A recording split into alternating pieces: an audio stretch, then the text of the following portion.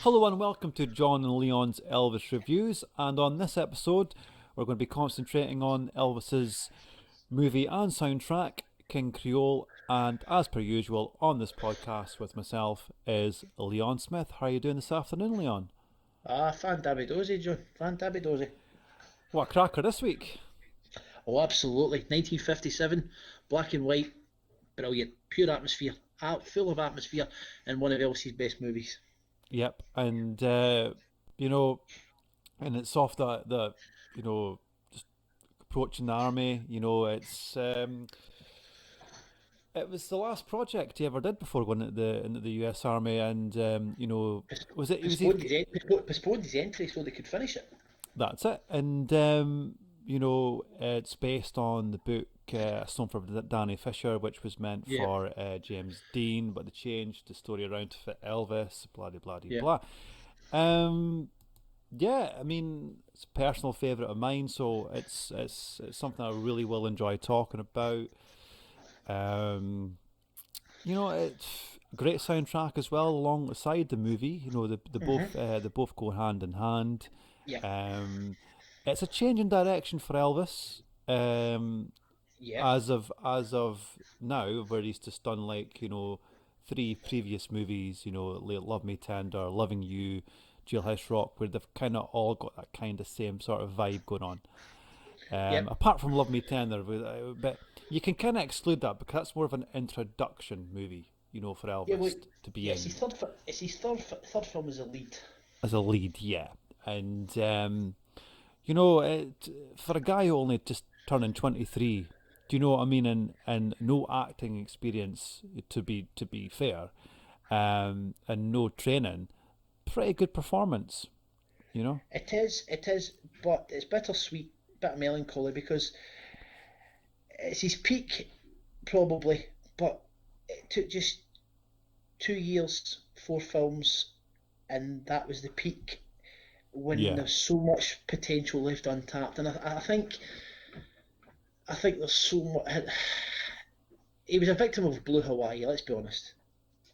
Blue yes, Hawaii had and that massive success in not that only scenario. that though, Liam. I Yeah. think I think what happened with Elvis, his movie career, that it was the '60s, and the '60s had it changed cinema quite a bit, not just for Elvis, but for other actors as well, hmm um, because you were getting into that sort of bikini kind of movies, the beach movies, hmm and Elvis, being the singer he is, fitted perfectly into that sort of that type of movie, and Hollywood thought, oh, here we go, and that's a good image for Elvis. We'll just stick him in that image for the next, say, 8 years, and Yeah, but in '56 and '57, he built up a Hollywood image of almost this a rebel. this singing, almost. I hate to say James Dean-esque, but or Marlon Brando-esque, but it was kind of approaching that, not quite at that level, but approaching that. Then, of course, the army came, and so you take the 12 years between 1957 and 1969. The only thing that was enhanced in that time was Elvis's bank balance. So Oh it got the yes, yeah. So I mean, let's be honest. The definition of a movie star is somebody who can bring plenty of people into the cinema, do well at the box office, and be paid well for it. yeah, Tick, tick, tick, tick. So there's no doubt that Elvis fulfilled all that criteria.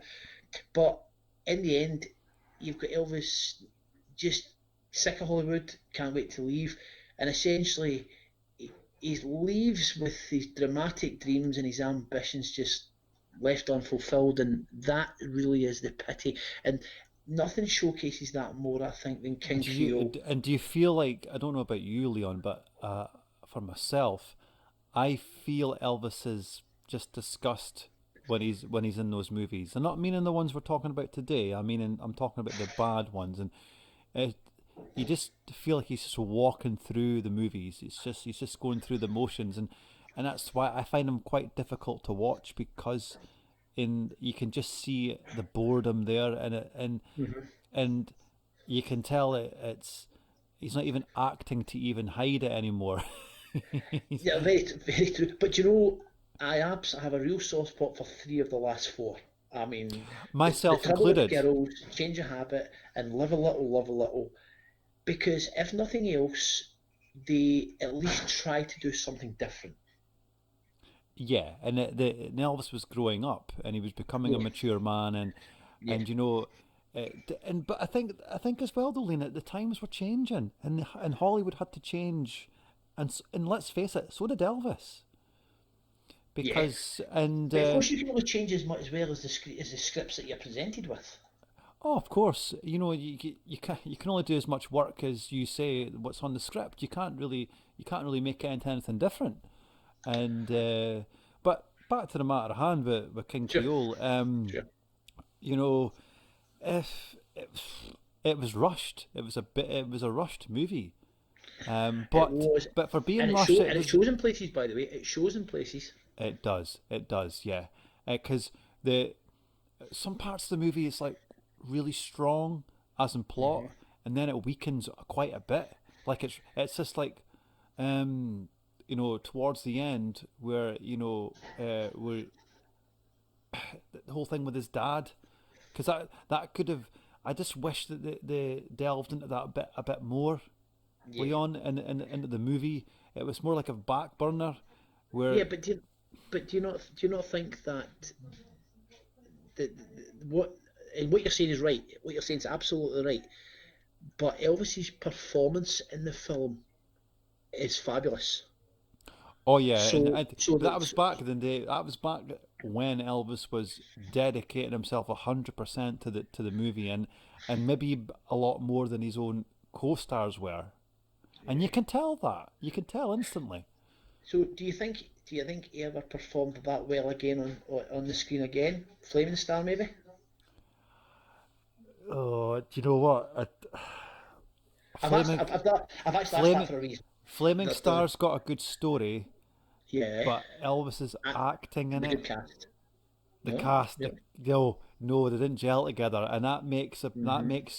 and it's not Elvis's fault, but it makes Elvis look like the interactions between the co-stars and the characters don't seem real, and they're not believable characters because of Are the that. two detached? Are the two detached? Oh, most definitely, Lon and Yeah. Leon, yeah, and but with King Creole, the characters fit and the actors fit the Oh, there's no doubt. characters, Oh, there's no doubt. and they I think played well.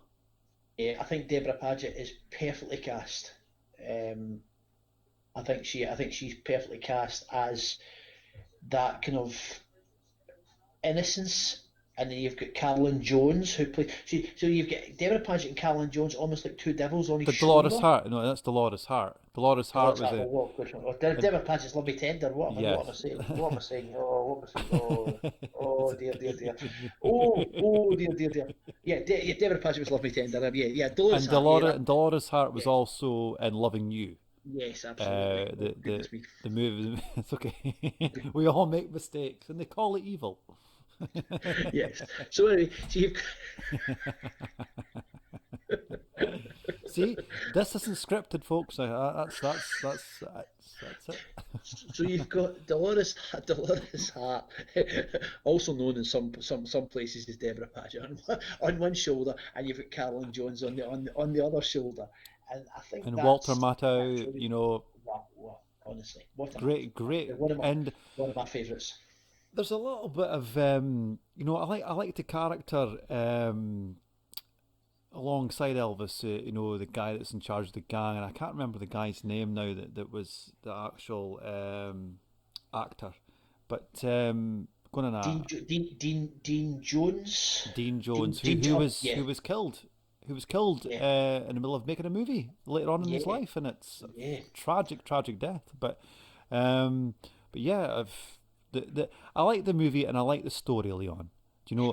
Yeah, And it's a and I, very good film. It is. yeah, and I don't just put it on because even if it wasn't Elvis Presley, and it was somebody else, it's got a good story. I really do like it. But it also has one of probably the two best directors that he ever worked with, and Michael Curtiz. I Michael think. Curtiz, that's it. Yeah, Exactly. who, I mean, that's an Oscar-winning director. Yes. I mean, let's be honest. I mean, Elvis worked with very few Oscar winners through his career. Um, Gig Young and Kid Galahad. Yep, that's right. And you've got Michael Curtiz in this, who won his Oscar for Casablanca. So I don't think it's any. If Elvis had maybe worked with more directors, like, I mean, he worked with Don Siegel in Flaming Star, Yep, but if you look at the amount of times that he had maybe Norman Torog, who a is lot. was Hollywood's Mister, exactly Hollywood's Mister Quickie. I think he needed Elvis. Remember, as you said it 5 minutes ago. No acting, no training at all. So he really needed, much as Elvis needed Chip Moman to guide him through the Memphis sessions, and you saw the results. He needed a director as well that could guide him properly, because you can be the greatest actor in the world, but if you're not given proper direction.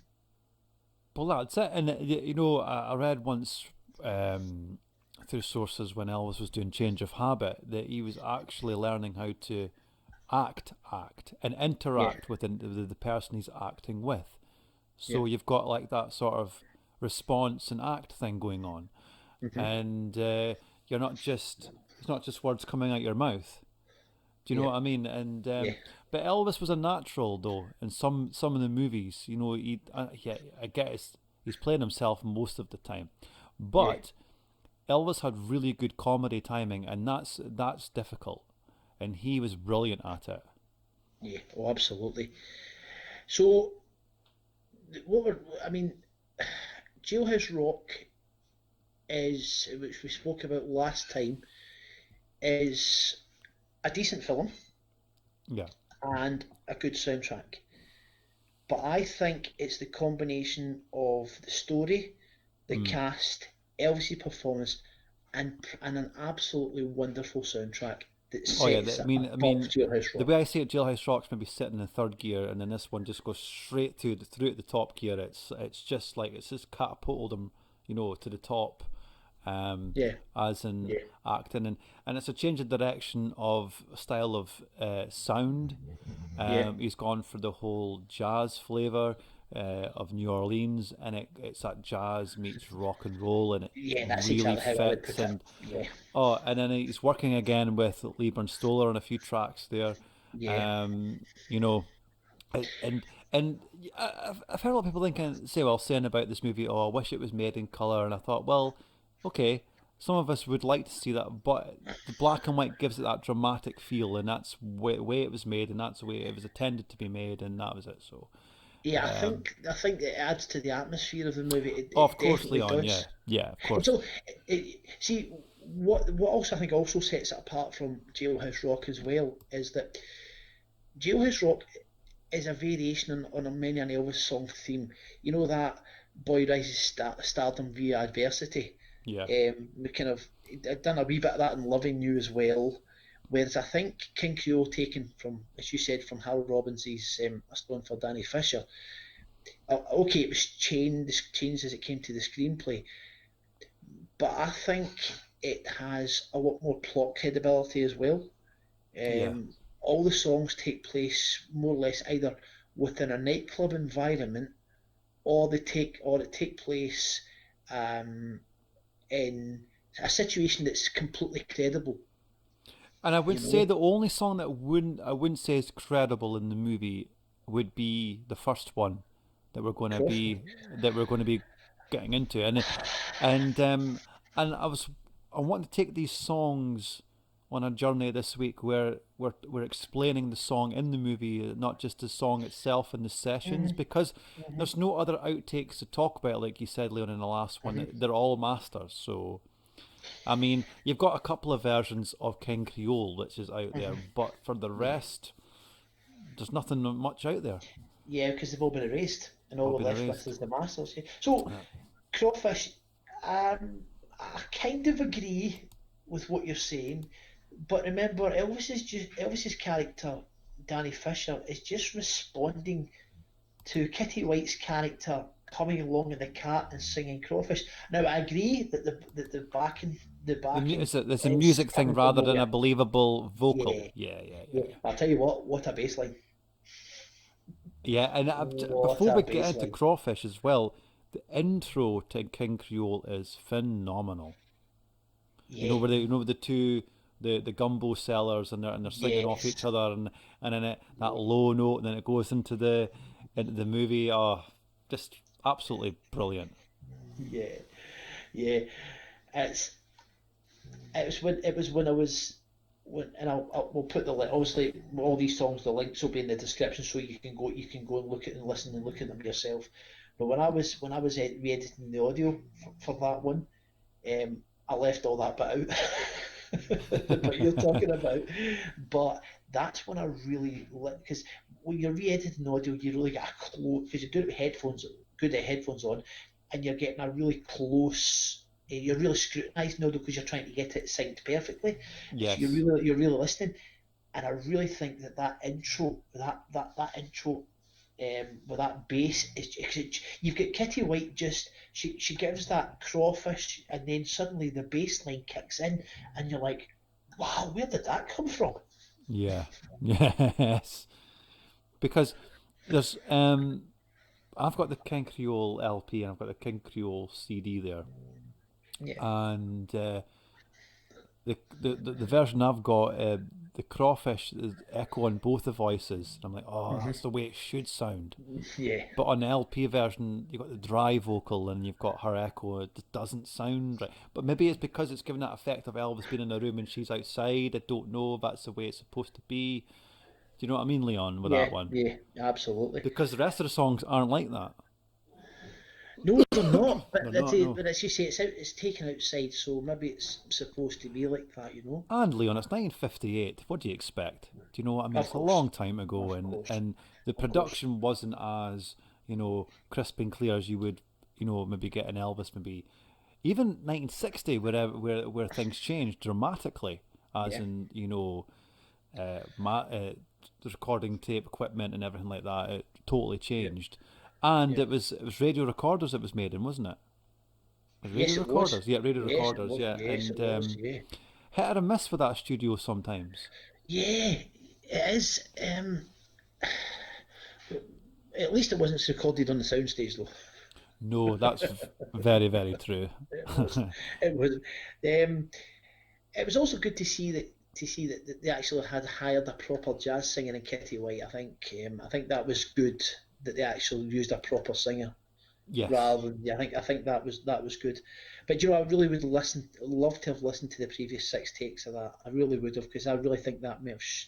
I'd like to have seen how that song it's very originally was unfortunate sounded. that it's very unfortunate unless FTD takes something out of the bag, but I very much doubt it. I think they. I actually think they've been erased from existence. I don't even think they exist.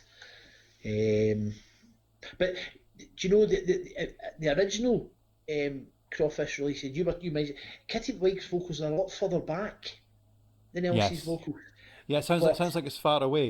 In fact, you know what it kind of reminds me of, Mhm. and I'm getting a bit technical here, but it reminds me a lot of the Stark sessions where the vocals are quite far away, and that's what it kind of reminds me of, a little that bit of echo. Do you know what yeah. I mean? Well, because of that, we've now got three different versions of the same recording because you've got that one, and then you've got the one that's in the 50s box set Yeah, where you've got dry vocals. So but both are at the same level. And then you've got on the big complete masters set that was correct in 2007. that's You right. now have the vocals are actually a lot better, and they match each other perfectly. So that's probably the best version to listen to if you're just looking for a pure listening experience. Oh, of course, yeah, yeah. That's probably the best one. But what a great intro to the movie, and it really sets the tone. It really does. And do you know the best of it is it's perfect for the location, Yeah, of course. and you know I just think it's a And I great love it throughout intro. the song where he just goes back into the room, his Yeah, bedroom, and he combs his hair. Oh, yeah, it's just class. Uh, yeah, yeah. It's pure 50s, isn't yeah, and he combs it perfectly. It's like it? it's just brilliant. What a brilliant, and then and then throughout the movie,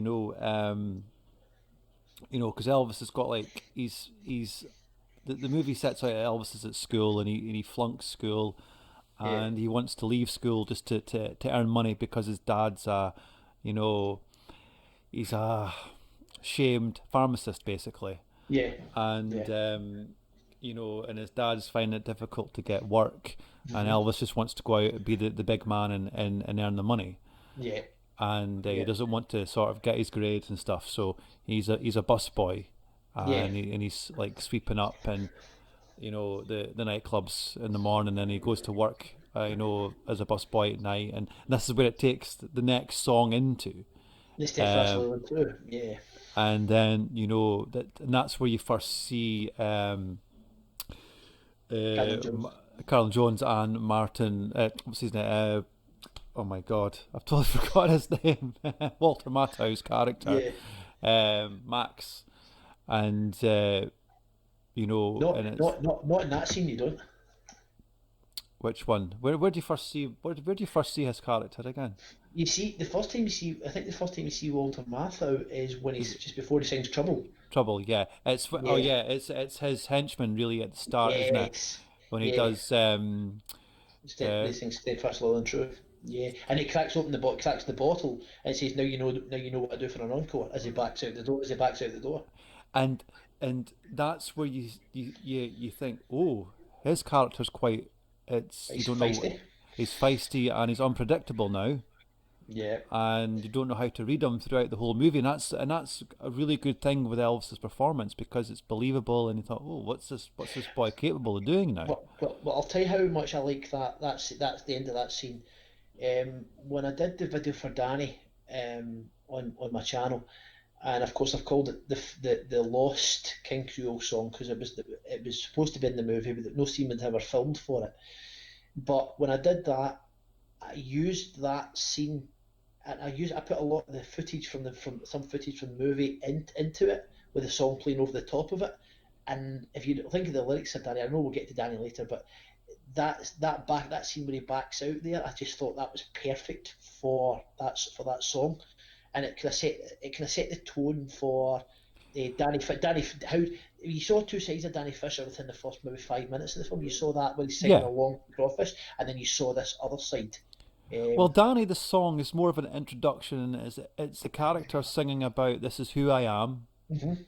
and it's like accept me for what I am, and that's Yep. like and I really think it should have been used, but then again, Elvis's performance sort of just it gives it away anyway.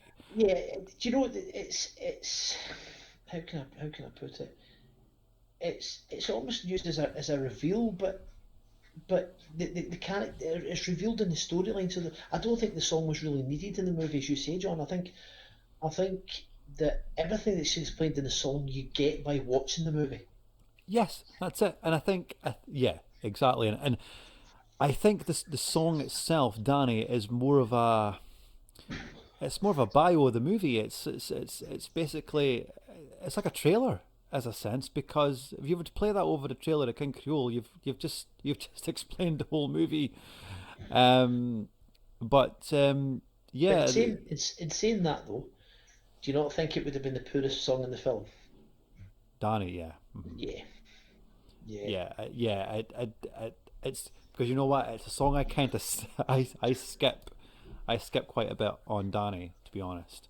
yeah. Um, it was a treat when I first heard it, but I thought, nah, I'll just stick to the actual soundtrack itself with Yeah. what's been in the movie.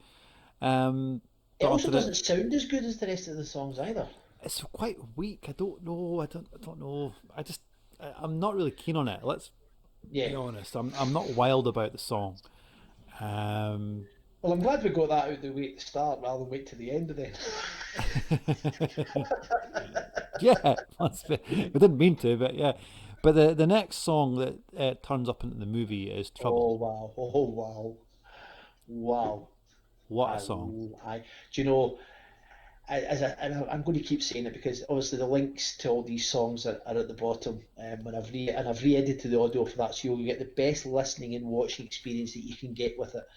because it's and when I did that, I went, oh goodness me, how good is that? I mean, it really is, and it's the the clever thing about the soundtrack to King Creole is that hybrid mix of rock and roll and jazz, Never been done before and until now.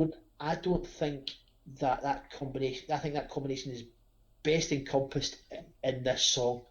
I mean, if you're going to strip it back, it's a rock and roll song Hmm. with jazz backing, and my Yeah, God, my God, how well it works! It really, really does. some It's things just don't fantastic. work when they're paired, but that does. Rock and jazz just seems to just work. In this But movie, it does. but you know what's a pity to me anyway is that probably the '68 special version is the best, probably the best well known Yeah, because because I was a it opened the '68 special show. yeah, and what a song to open it with, though, Leon. Let's face it. Oh, that Um, menacing look on and Elsie's and face as he and I, does it.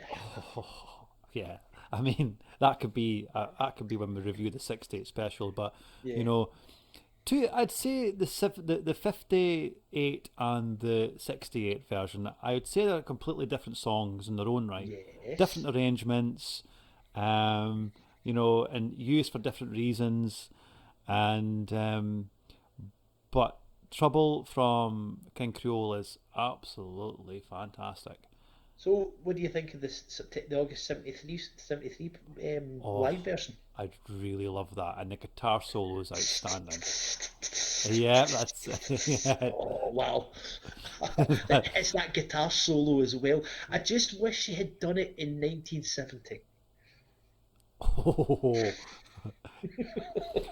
I think though it's probably been in 1970 it would have been still fresh for him because he like let's face it, Leon. If you've watched the '68 comeback special, the deluxe version where you see Uh, all the outtakes and all yeah, that, he was he sang it quite a lot, yes, yes, more than he yes, cared to do, yes, yes. and I think he's probably like, but '73, it's what I'll put, yeah I'll put a link at the bottom to yeah I that so think you people can should list that. because But I'll it's tell you what else I'll also do. I'll also put a link down there to there's a really nice version in 1975 I've heard that one as when well. Elvis Yeah, sings the first verse of the 1973 live version, and then goes into the new recording of Trouble from the Nashville session in '75 that could be heard at the start of uh, goodness me, what's the album called now? today. What's today? Oh, And you know what, Leon? oh dear. Today Oh, sessions wasn't in Nashville. They were in Hollywood. oh, so they were. Oh God, it's not happening for me today at all. John, I'm just going to sit back and let you go on with this because You're the one that wrote this stuff up. I don't. By the way, this was off the cuff. That's not even in the notes. Nice coverage there, Leon. Yes, Dave. I don't have the notes in front of me. I don't have the notes in front of me. I'm lost. But saying that, as good as those Folks, September Leon's been '73 working night versions are. shift, so we could all agree that that happens to everyone who works nights. Okay, Yeah, absolutely. That's my excuse, and I'm sticking to it. you stick to that excuse. Okay, Yeah, the next time you screw absolutely, up. Okay. absolutely. So Yeah. So those '73 live versions, John, as good as they are, I don't think they even come close to the 58 or no, '68 no, and versions. well, let's face it, it's the original track, and Yeah, and and it was intended to have that sort of sound. yeah, Says here, Leon, done in 5 takes. Wow, yeah, yeah. because But it's got that stop and start, the tempo's changed, so it's quite a complex song in its own right. And to get it it's done in 5 takes, that's impressive. it is. But we unfortunately we don't know what the first four takes sounded like. They could have And been terrible. they could have been, or they could have been, as with a lot of the outtakes that we've heard, they could have been better. I know, but It's we're left with a master, and then that's it. yeah, absolutely. Let's face it, we've pretty much covered Trouble. That's. I mean, Yeah, and that's showing now. The people of Bourbon Street. Oh, this boy can sing. Okay. Just as well he could for Carlin Jones's character, isn't it? Yeah, and then the owner of the nightclub, King Creole, because it's the name of the nightclub, Yeah, is there, yeah, and he offers Elvis a job. So, and that's where it kind of leads on to Elvis's sort of musical career in this movie, as it were. yeah. But then he goes from that, and then we go on, which takes us right to the next song where he goes back, and as much as good as his singing talents are, it leaves the gang to use that so that they can rob a department store. Yeah. Which Hmm. is quite, which is a nice wee scene in that where they walk out with the bike at the end, which I think, which I Is, think's is really this good. I is think this that's movie quite set in Dundee or is it in Glasgow? I don't know. good. Now we'll say Perth. We'll go to in between. We'll just say Perth. We'll just go in between. I just love it. Like, he's just got his hands all over the jewelry, and he's like, it's like, come on, people would have noticed that.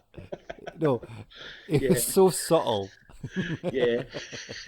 It's great how he sings great, doesn't he? I He mean, sure does. you wouldn't go into like Home Bargains or American viewers like what's it, Walmart, start singing a song and rob the place while you're doing it. It just wouldn't work. But it works in King Creole.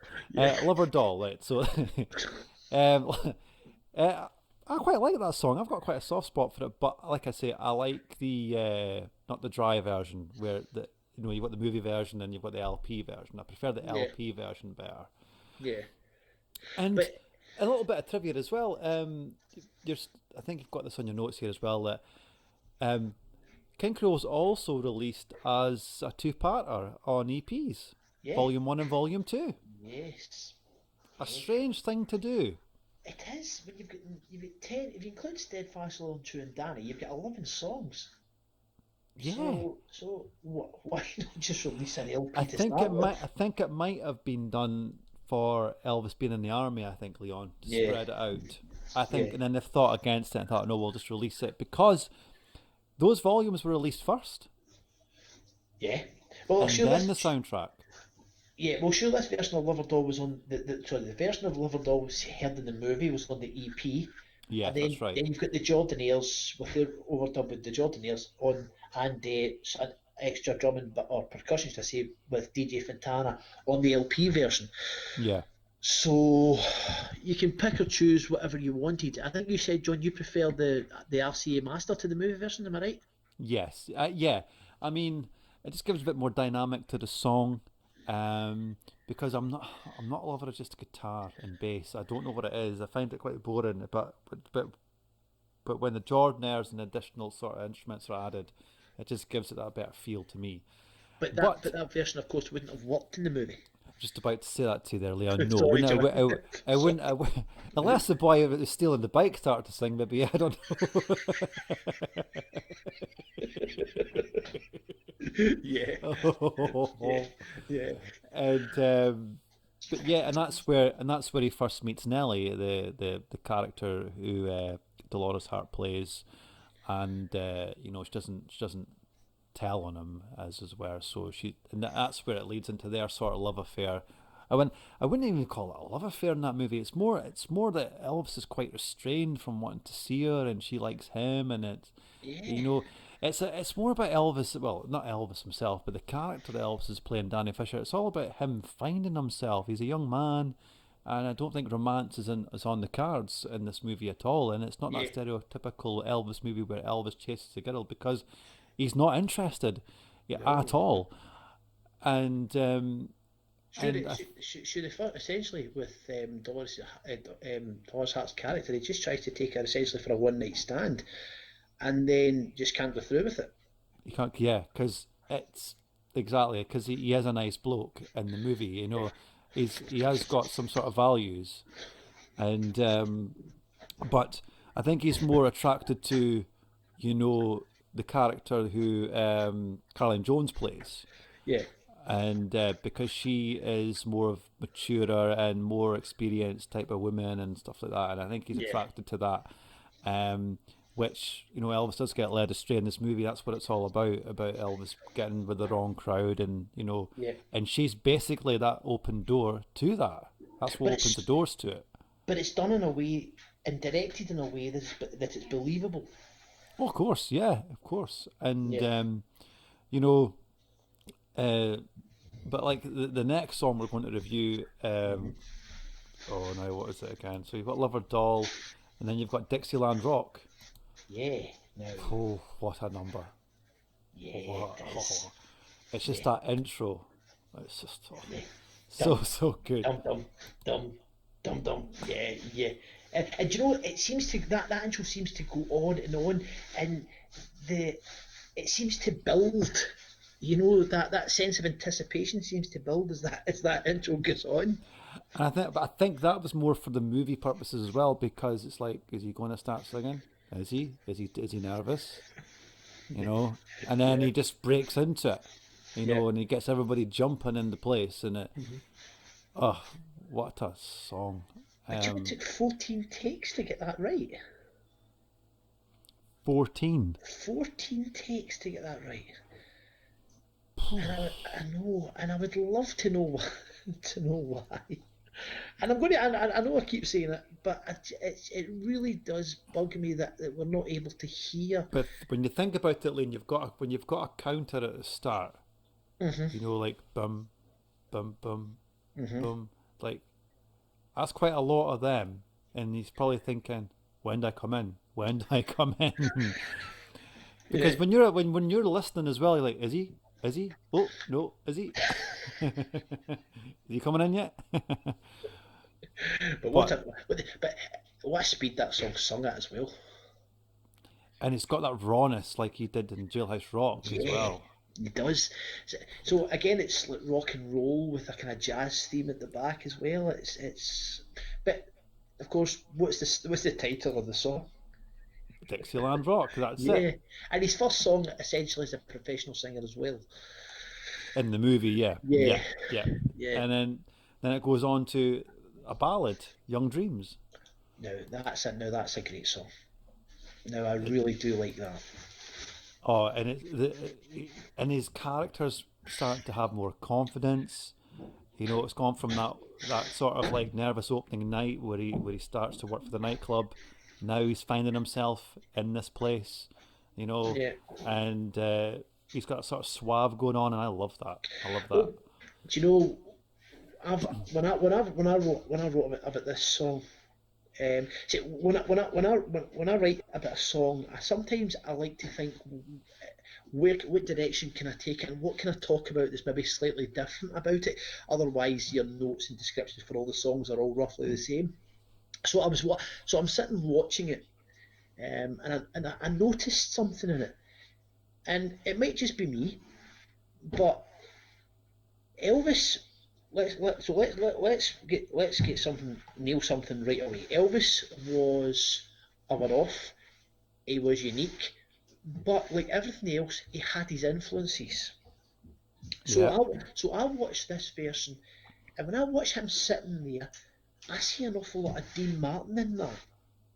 yeah. So do I, and it's one of the reasons why I like the performance in the Yeah, first place. and if anybody has any doubt or can't see what I'm talking about, 43 seconds into the clip that I put the description at the bottom, if you just watch, you can see there's a few mannerisms that you see Dean Martin do in the Dean Martin show, and if that was Elvis's intention to incorporate that, then I still think that's a wonderful piece of acting.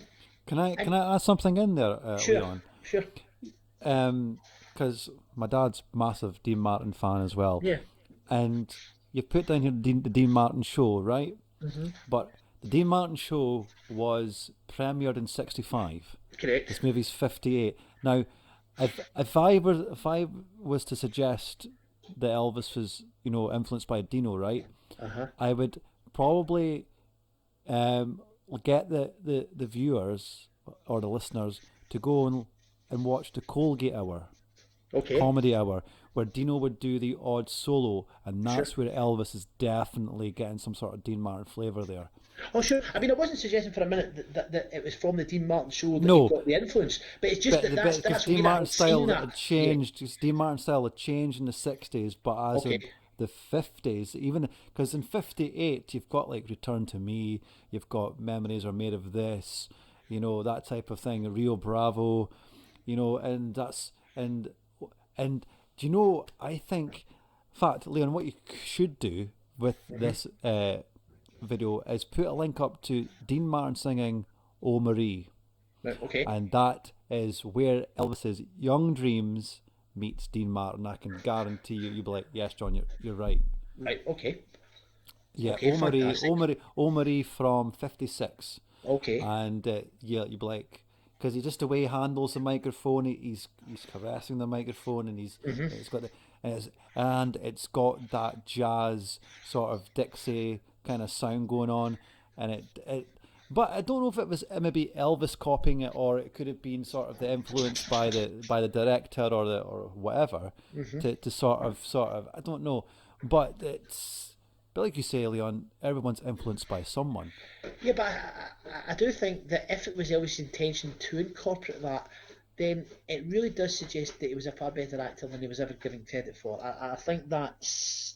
I really Because do think he's that. because he's putting his own spin on it as well. He's Yeah, well, putting that he still. Elvis thing on there. Yeah, well, that's exactly. Brings his own brand of Elvis magic to the performance. Absolutely And I've no doubt. always found, like, I've always imagined Elvis singing "Shake a Hand" like that in the studio. The, with the fingers going, the finger Yeah, clicking, and yeah, I think if I think I'm imagining Elvis is doing it that style, you know, yeah. um, It's and and it's such a believable scene Oh, as well. it's also it's a lovely change of pace because everything up to that, the songs all up to that have all been kind of fast paced, Yeah, yep, totally.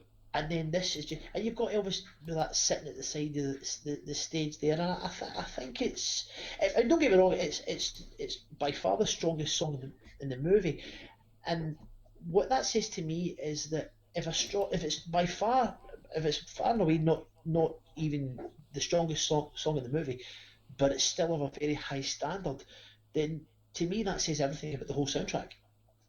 Yeah, but it's got diversity in the soundtrack. It's yeah, it's got that Dixieland flavor and jazz, okay, but you know they're incorporating rock in there as well, and you've still got that standard Elvis ballad in there. They're What would throwing you, that in. what would you think of the idea that Young Dreams kind of foreshadows a lot of the stuff that he would do when he came back to Nashville in 1960?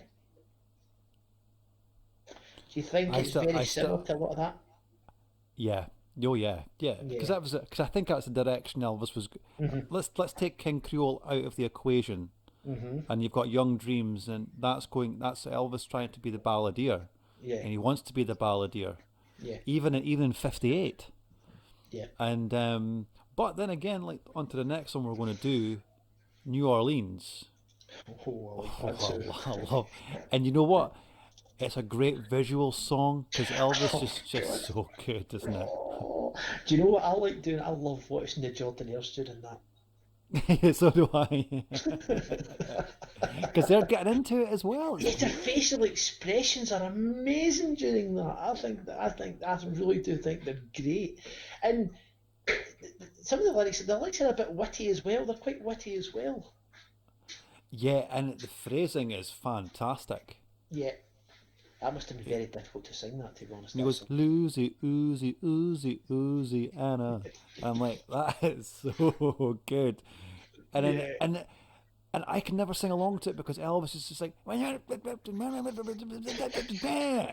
I'm like, whoa, like he's all over the place, and but only Elvis could do that and get away with that and make it acceptable. But see when that song starts and you've got that long shot as you come into that, Yeah, I think that in colour, as you mentioned at the start, wouldn't have the same. You've got that typical 1950s smoky nightclub look, and I it's a think lounge look. Yeah, yeah, and I think in colour that wouldn't have been captured anywhere even close to as well as it was. and his hair is just flopping down, and it's just like oh, Well, and it's just so good. I'll tell you what. Since we mentioned that there, I think this is the perfect time to admit how good the cinematography in that movie is. Oh. By far, Leon. Yeah, I By think. far. Yeah, I think because that, as I said, there's a lot that the fact that it starts with that long shot and then comes in. I think that's. I just think that's brilliant. I think it's really cleverly done, and I think Michael Curtiz actually he just got all the shots perfect in that. I really do think and the musical numbers are so well staged as well.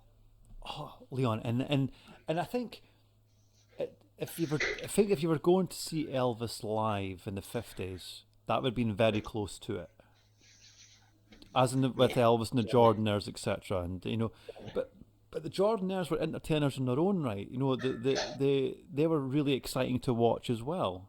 Hmm. And I don't think if they weren't, I don't think they would have been included in the movie Hmm. because Elvis and the Jordanaires just work off each other quite a fair bit. Hmm. And but then goes on to the main title of the movie, King Creole, Yeah. Yeah. which you can only get, I wouldn't say outtakes, but alternate versions of King Hmm. Creole, Yeah. and that's the only type of that's the only song from the movie you can even find different versions, really. Yeah. Only take three in the final take survive. So Yeah. yeah, and the take three, it was take three was chosen as the master and for inclusion in the movie. And do you know, in a weird way, it's probably the least believable song in the whole movie as far as because it's Elvis playing the guitar by any chance? an electric guitar. Meets acoustic. Mm. Yes, that's the only criticism I have, and I use that in inverted commas because it's not really a criticism. But if you think about it, if you've got that whole part where you've got that the guitar string being bent on that, yeah, Yeah. and I that's really that's think pure electric guitar. I really feel sorry for Scotty Moore because he's not getting the credit that he deserves, and he's in the background playing, supposed to be playing. If it was me, El- Poetic Scotty license, Moore, man. Scotty Moore should have been in that spotlight, and Elvis should have just been watching him, and then the light goes down, and then Elvis goes again. I think that would have worked better, don't you? Yeah, because you have to think about it. Up It until would have been that more point, believable. up until that point, you hadn't seen Elvis with a guitar. Even you did in Lover Doll Oh, so you did. Sorry. In the nightclub, in and any the nightclub nightclub. scene, Yeah, yeah, yeah. yeah. In any nightclub scene, professionally, that's what I mean. You hadn't seen him with a guitar. That's what I meant. That's what I meant. Because he was hired as a singer. He was obviously hired on the back of Trouble, right? So he'd Yes, no guitar on that. So that's what I was getting at essentially is that professionally in the movie at that point he had never had. So I don't really see the point of him having the guitar in King Creole. I think you're right that Scotty Moore's guitar playing should have been. But then again, Elvis was the star of the movie, wasn't he? that's it. That's it. And then Of course, well, Jerry Leiber, Mike Stoller. another one. Yes, exactly from them, from those two guys. The lyrics are so Yeah, clever, so clever. they are Um, clever. there's one bugbear about this movie, Hmm. and it's that you never get to see him do hard-headed women. Yeah, you just hear it in the background from outside the nightclub. Yeah, but then again, you know that made that song sell. It did. Well, yeah, that's true. Yeah, it was, and I do like, but I think that's another song which, mm, Can you tell me another song that's like that in another Elvis movie? like Hard-Headed Woman.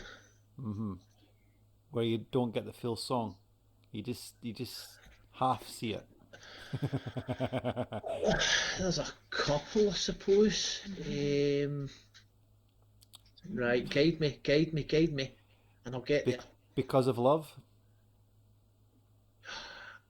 No, well, no, but you half and see, half. yeah, I was going to say that because she's approaching the nightclub. You can hear it, and then when you go inside, he's still singing it. Had just wished that they'd done that with hard-headed women. They kind of a little bit. You can only see Elvis clapping his hands, and then it ends. I'm like, oh, Yeah, I went. I just wonder if they filmed the whole thing. I don't know. Unless it was meant for the movie, for Yeah, the story, I don't know, Leanna. It'd be difficult to say. Do you know what I Yeah, mean? And yeah, but then again, I mean that's it. You know, it's the way it was made. So but you know, it's yeah. I still a think great song. It's still a great song. You know, um, yeah, in its own right. And I we're wanted to include it there because it was in the movie and it of was well, course.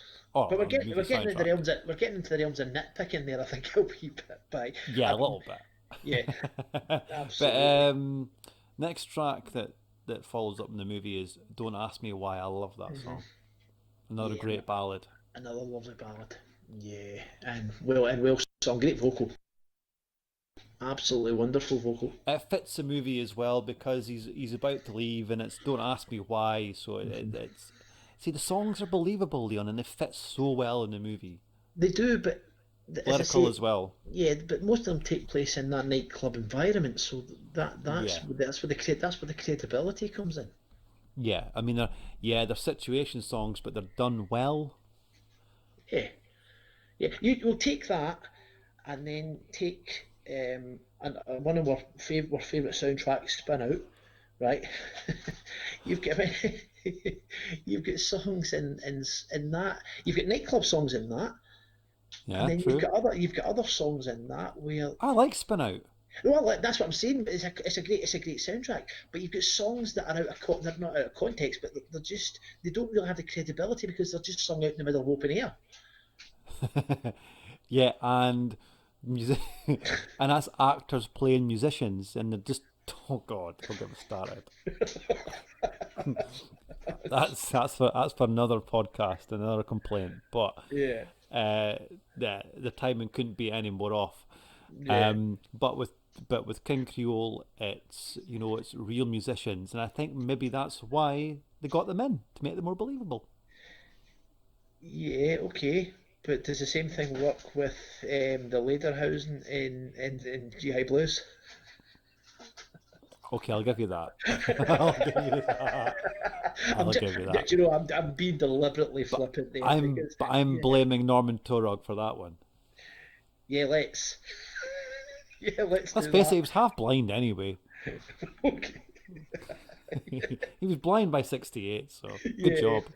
yeah. Um, but don't ask me why. That's a brilliant song. I really Ah, do that's like beautiful. it. Yeah, it's a very, very nice song. It really is. It's I don't mean to rush on with these songs, but there's just not much to really say about them because there's not outtakes to sort of compare them to the Yeah, master. It's which is a difficult to sort pity. of. Yeah, I mean, we could go into the musicianship of the song, but we are not that type of reviewers. no, correct. Um, but I think that's the reason why that this is probably going to be another quickie because it's like Jailhouse Rock because there's not a lot of outtakes in that either, as Hmm. like last week. Yeah. But when we approach the 6 days, we're going to have a field day with those Oh, we are. We because are. there's so much outtakes, and they could be two parters because it's a lot to talk. It's a lot of talking points, but with Yeah. this, there's not. No. I mean, we're just giving basically this time round for the 50s movies. It's just our point of view on the movies and the soundtrack, and they are short lived, but unfortunately we have to to review Elvis's legacy. We have to get into them, Yeah, absolutely. Of course we do. and Of course we do. just to let you folks know, the next project we're going to be doing after this one is going to be well focus on the 1971 stuff, but we're going to do it as an album. We're going to review Elvis the now. Elvis Now, the FTD, the Follow That Dream Yeah. labels version. Yeah. So it's going to be a good one, Yes, it is. and I'll direct you a lot to Leon's channel because a lot of the songs from that are on Leon's channel. So and I'll give you a bit more in depth about Elvis in the studio and stuff like that. Because with King Creole and Jailhouse Rock, it's not. Yeah. It's not. Yeah, an unfortunate reality. It's it. And the next song after "Don't Ask Me Why" is As long oh as my I have god, you. "As Long as I Have You," a Yeah. beautiful Yeah, song, and it's I and it's think it's more about the scene than the song. yes, and it's about his father accepting him for what he's done. He's forgiven him, and it's also a tip of the hat to the character who was killed in the movie Hmm. because it's a song that she sings at the start. Remember, Hmm. and he calls it a real oldie. Remember when they're talking in the room, Yeah, and I think it's just a tip of the hat for her. You yeah, know, it's a dedication, and it's such a sweet scene. yeah. It's, And I think it's what I've described, how I describe it is one of the very few real fight the tears back moments in the entire Elvis filmography. And given, let's be honest, given that most of Elvis's movies were essentially musical comedies, there's not really the, there's not really anywhere that you could have a scene like that. I think the only other one, and I've mentioned it before, is The Trouble with Girls, where he sings Almost. I think I think those just that, and As Long as I Have You, I think those are the two scenes to me where there's real emotion and real sort of fight the tears back moment. I think those two are almost on a par with each other. yeah, definitely, Leon. I couldn't agree any more than that. I mean, and it's such a beautiful ending to the movie, Yeah. and yeah, it ended really well. You know, some Elvis movies ended abruptly, Mm-hmm. but this one ended really well, and it had a really nice ending, as in happily. I wouldn't say, I don't know, happy ever after, but it was that. Oh, his dad's forgave him because Yeah. that's what we all wanted to know and wanted Yeah. to wanted to happen. And it's done without any words being said. No, just that, you Him know. appearing out of the his father appearing out of the shadows at the entrance to the nightclub, and you just see, you see, you see the two girls over at the table, tears streaming down their face, and then they turn round as they see him come in, and you just see Danny turn towards there, and suddenly his face just lights up, and I don't, his performance also lifts slightly at that point as well. Yes, and it's just the acknowledgement between the two men, you Yeah, know, like, and that's it. That's all you need. That's all it was needed, and that's brilliant. That's yeah. brilliant. That's brilliant cinema right there. Yeah, it's great direction because I'd that was probably written in the screenplay, but to get it done like that and shot like that, I think again, and I think we have to go back and say that Michael Curtiz definitely deserves an awful lot of praise for what he did with that film. And for what he did with Elvis Yeah, to make Elvis the better actor, yeah, absolutely right. or I wouldn't say better actor, maybe just seen something Elvis and he's just brought it to light. Yeah, and that it's just, and we said it at the start, and I think we should reiterate it. It's just perfect now to reiterate it. That it left so much untapped talent. There's Oh, definitely, Leon. Yeah.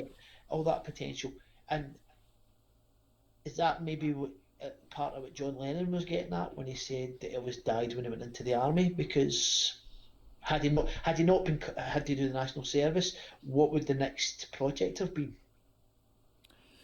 You just don't know, do you? No, you don't. You don't. I mean, Because let's face it, King Creole almost didn't happen either. yeah, So it's we've got to appreciate what we were left with, not what could have been, yeah. in a sense. And But as Elvis fans, we do spend about 35% of our time going on about pondering, what could have been or what should have been, what should have been. shoulda, woulda, couldas, Yeah, and but you know, thing is, Elvis is always going to be a singer first, actor second. That's the big shame in it all. But would it have went any other way? I don't But think so. But if Hollywood, see, you've got Hollywood and you've got Colonel, two big forces there against Elvis. yeah, One that's trying to change his image, and one that's just money hungry. So those two against it, it's difficult to, because I think the next project that would have been good for Elvis, and I'm going way down the line here up to 1975, 76 when A Star Is Born. hmm That could have got that King Creole status there, it you could know. have. I got asked that question a couple of years back about this, and my view on that is that I think that I have no doubt that Barbara Streisand mentioned this to Elvis backstage. I've no doubt that Elvis got excited about it. But I also think that Barbara Streisand probably offered the role, but not completely in anything concrete. I think it was just probably maybe just been nice. It may have been like, I'm making this Petty. project, how do you fancy this? But I've also heard that the Colonel objected to it as well because of some of the scenes that had to be filmed in it. Had to be filmed in it. And Yeah. also because Elvis didn't have the lead in it. Now, I think that's a little bit. Would have been. I don't think Elvis was bothered, but I think a little bit arrogant for somebody who hadn't been in a film for essentially 6 years. Um, and Streisand, was, of course, was the bigger as far as movies was concerned. Well, it Was would have the been bigger a, it would star. have, they could have introduced it as Elvis's movie comeback. But I Do you think, know? yeah, but I don't. I See, think, the colonel thought that Elvis was. How can I word this, Leon? In 1975, Elvis wasn't as hot. yeah, He but I wasn't. don't. He wasn't. He wasn't as a big movie uh, attraction because, like you say, he hasn't been in a movie in 6 years. His movie credibility was pretty awful by say 69. Mm, Let's face it. I mean, like you say, the last four were trying to change direction. mm-hmm. Um, but essentially, by 75, Elvis was just, you know, on stage. That was it. Do you know what I mean? And the albums weren't performing too good either. So to be second bill in a movie like that, I think it would have gave Elvis that comeback he in that.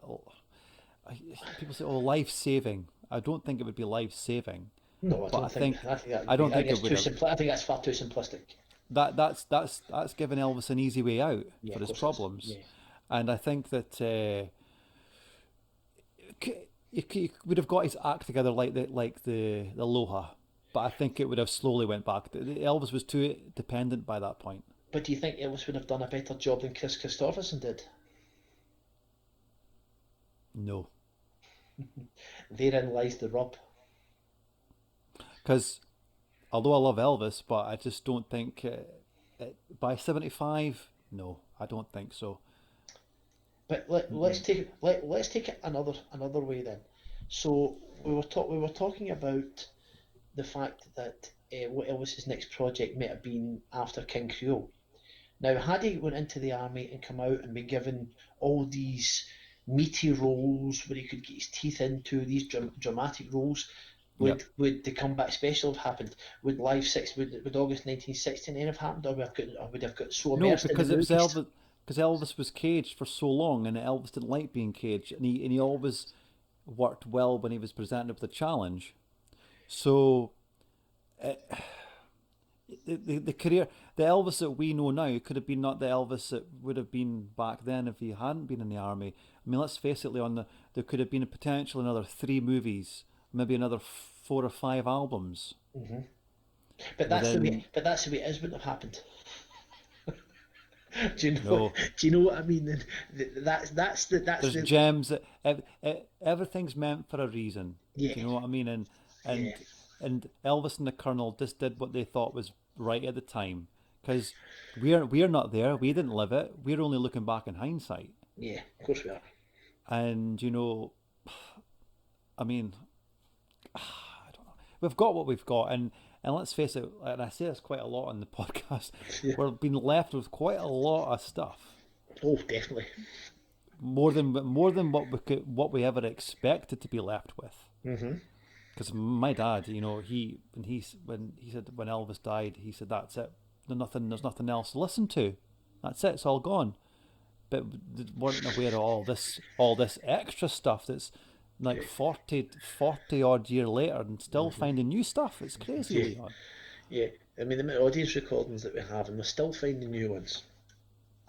Which is Exactly because exactly because Elvis was constantly working, and yeah, that constantly working equals material. yeah, So there you go. absolutely. And I take my hat off to Elvis. He wasn't a lazy entertainer. He worked his socks off. You know what I mean? And he in that short space of time for only a 21-year career, Yeah, professional career, yeah. that's a lot of stuff to be left in a legacy, No, which we'll hope to cover every single part of it. absolutely right. But Yeah, it's been a great show this week. We've delved into the I'd say the good 50s movies. Yeah. You know, you've got Loving You, but no. Well, we'll maybe visit it at some point, but the next one we're going to do, folks, is the 1971 sessions when we're going to pick out the album Elvis Now from those, Yeah. and that'll be hopefully next week. Yeah. And we've chosen the But Follow That Dream one because of the extra bonus tracks that are on it. Yeah. yeah, well, because it's a comparison, isn't it? It's more of a Yeah. comparison review than anything else, Yeah, absolutely. and it's basically, you know, because there's been a lot of hype this year with last year with from Elvis in Nashville and the 1970 stuff, but the 1971 stuff's really good. It's got a lot of folk songs in there. Elvis is kind of going to a different direction as from the 1970s stuff, Hmm. and a lot of power ballads in there early on, wouldn't you Yeah. say? Yeah. You know, we'll probably go down the road of doing the gospels as well, because there's obviously a gospel album made in Yeah. those sessions. There's pop, there's country, there's folk. You know, Yeah. what I mean, there's quite a lot of stuff to cover, Yeah. but the Elvis Now is going to be a good one. Yeah, I think so. Definitely So think so so. looking at that one. So folks, it's been a fantastic show, and from myself and Leon, it's so see you later, and we'll see you next week.